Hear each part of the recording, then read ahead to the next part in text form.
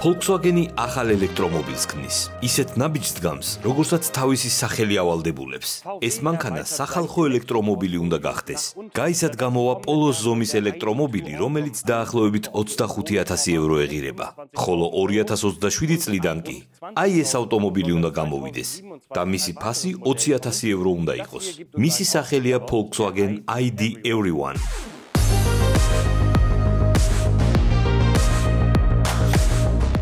მოდი ვნახოთ, როგორ ელექტრომობილს უნდა ველოდოთ Volkswagen-ისგან 20,000 ევროდ. პირველ რიგში ვთქვათ, რომ ეს ჯერ კიდევ არ არის სერიული ვერსია. ეს სტუდიური ვერსიაა, თუმცა Volkswagen-ი გვეუბნება, რომ უკვე ფაქტობრივად 80%-ია იმ ვერსიისა, რომელიც გაიყიდება. ეს იმას ნიშნავს, რომ წესით ბევრი აღარაფერი უნდა შეეცვალოს. მოდით უფრო კარგად შევხედოთ მის ვიზუალს. ჯერ ამ სეგმენტს დავაკვირდეთ. ალბათ თქვენც მოგაგონებთ საკმაოდ ძველ, მაგრამ ლეგენდარულ პირველი თაობის Golfs. თავარი მაშუქები მართლა თვალებივით უმოძრავებს. უფრო გასაგებად რომ თქვათ, თვალების აქეთ-იქით ცეცებად შეუძლია და თვალის ჩაკვრაც. ეს განათების ერთი მთლიანი სეგმენტია. განათებული ლოგო კი აი ასეთი ფორმითაა წარმოდგენილი. სერიულ ვერსიას ასე განათებული ლოგო ვერ ექნება.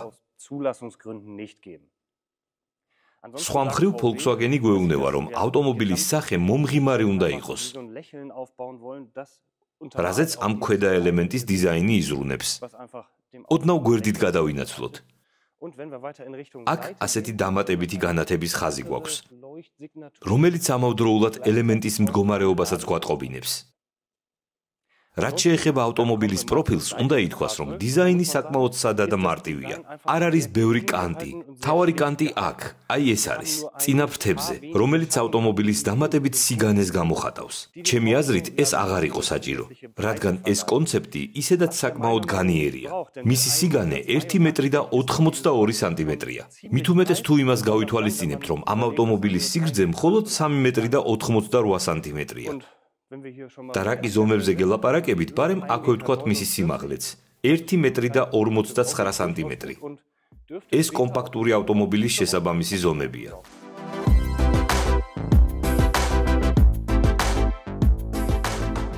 როგორც გითხარით, ამ მანქანის წინა მხარე Golf 1-ს მაგონებს. აი პროფილში თუ კარგად დავაკვირდებით, განსაკუთრებით უკანა მხარეს, ეს C-დგარი უკვე სხვა თაობის Golf-ს მახსენებს.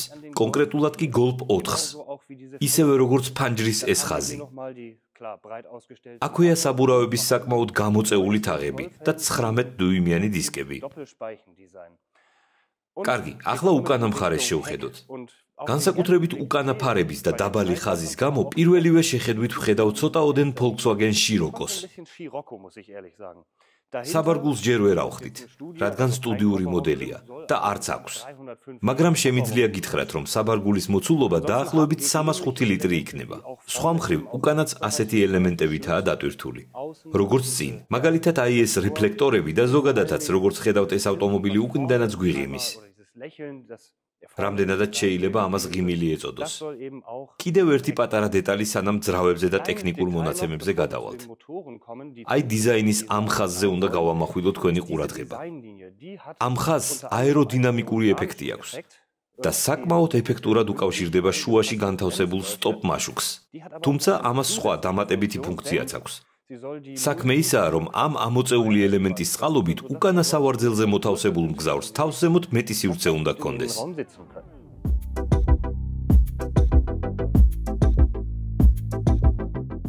ექსტერიერის მიმოხილვის შემდეგ, როგორც წესი, ინტერიერზე გადავდივართ ხოლმე, მაგრამ სამწუხაროდ ეხლა ეს ჯერ კიდევ შეუძლებელია.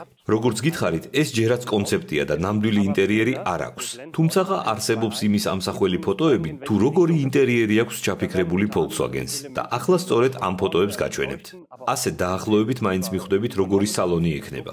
დაინახავთ, რომ წინ და უკან წარმოდგენილი დიზაინერული ელემენტები სალონში შეიძლება იყოს, რაც ლოგიკურია. გარდა ამისა, ეს მოდელი სრულიად ახალი თაობის პროგრამულ უზრუნველყოფას მიიღებს. ისეთს, როგორცაც Volkswagen-ი ჯერ კიდევ არ იყენებს. ახლა კი პლატფორმაზე და ძრავებზე ვილაპარაკოთ. ეს ავტომობილი აეწყობა სრულიად ახალ MEB პლატფორმაზე, წინა წამყვანი თვლებით. აქამდე ცოტა სხვანაირად იყო. როგორც იცით, ID.3-ს უკანა ამძრავი აქვს და სხვა შემთხვევებში Volkswagen-ი სრულ ამძრავიან ელექტრომობილებსაც აწარმოებს. ეს მანქანა 95 ცხენისძალიანი სიმძლავრის იდენტურ ელექტრომოტორს მიიღებს.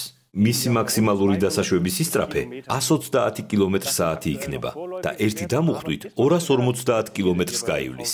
ცხადია, ეს ჯერ წინასწარი მონაცემებია, მაგრამ ჩვენი ინფორმაციით სერიულ წარმოებაში დიდად აღარაფერი შეიცვლება. როგორც გითხარით, Volkswagen ID Everyone 2027 წლიდან უნდა გაიყიდოს. პირდაპირ ვიტყვი, ძალიან მაინტერესებს რეალობაში რამდენად ასეთივე იქნება ის მოდელი, რომელიც ხალხმა უნდა იყიდოს და რომელსაც სახალხო ელექტრომობილობაზე ექნება პრეტენზია. და ბოლოს თქვენი აზრი გვაინტერესებს. მოგინდებათ ასეთი ელექტრომობილი? თქვენს კომენტარებს დაველოდებით და გაგვეხარდება თუ ჩვენს არხს გამოიწერთ, რათა არ გამოგრჩეთ სხვა ავტომობილების მიმოხილვები. მომავალ შეხვედრამდე.